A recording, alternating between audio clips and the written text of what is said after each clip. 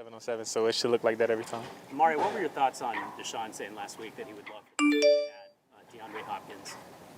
I didn't see that, but who wouldn't? DeAndre has been a very great player in this league. Obviously, they have a lot of chemistry. If I was him, I would want the same thing. But if that took catches away from you, how would you feel about that? You said what? If adding DeAndre Hopkins would diminish your catch total, what would you feel about that? You had a great receiver like that.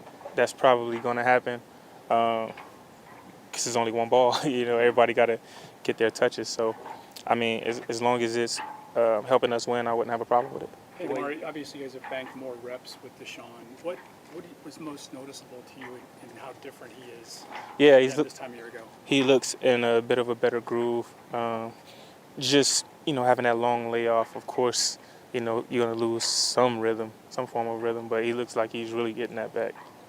Back to the wide receivers, Amari, like that room, now you've seen him on the field, just what's your vibe on having Elijah here, Marquise, obviously you, Donovan, David, like just your vibe on that room overall? Yeah, the vibe has been pretty good overall. Even other position groups are seeing it. A lot of plays are being made out there coming from the receiver position, so it looks good so far. Amari, if the Browns do sign DeAndre and you and him are on the field at the same time, that's a pretty darn formidable wide receiving core to have to go against, isn't it? Yeah, it's more than one way to skin a cat.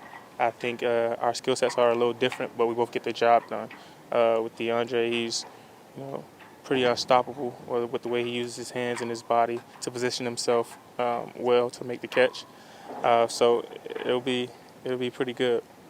Amari, with the guys that you've added already, the Elijah, Marquise, Cedric, like they all have something that maybe you guys didn't have the exact same thing here last year. Like just having those different kinds of guys with different skills so far, how much of a difference in the offense and in the pass game do you notice?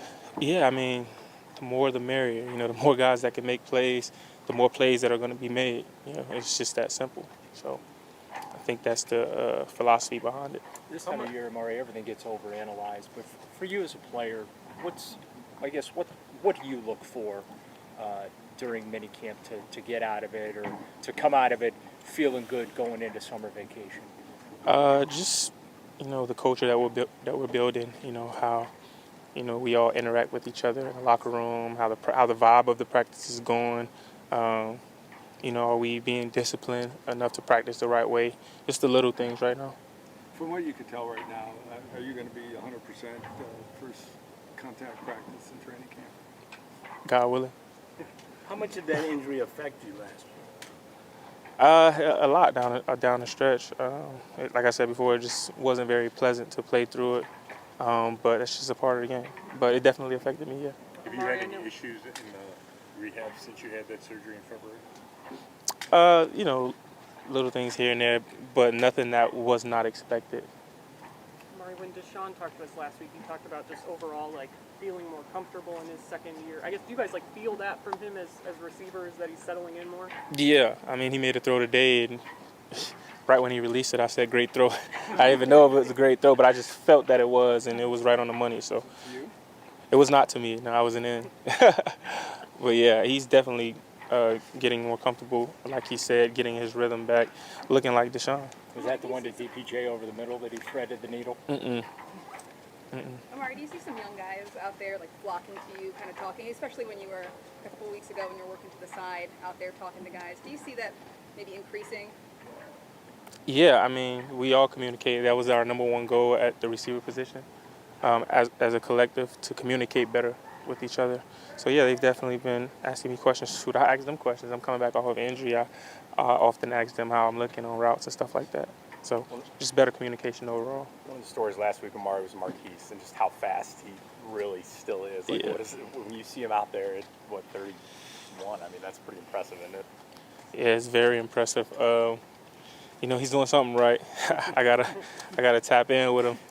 He looks like he doesn't just look good. He looks like he feels good as well. So that's credit to him taking care of his body and being a pro. What do you think that vertical threat will do for the rest of you guys? It's going to do a lot. I'm already seeing it. First of all, Deshaun loves throwing the vertical passes downfield. So I know he's going to throw them. And Goodwin, he isn't just fast, but he's a football player. He knows how to track the ball. He knows how to run those deep balls. So I think it's going to be phenomenal for us, for sure. I know you guys are going to be throwing the ball more with Watson the full season, but how many actual new plays are there? Do you see a lot of new plays that you're running? Yeah, of course. You gotta be able to come up with new plays and new concepts. You know, it's a copycat league. I mean, stuff that was working in the league 10 years ago.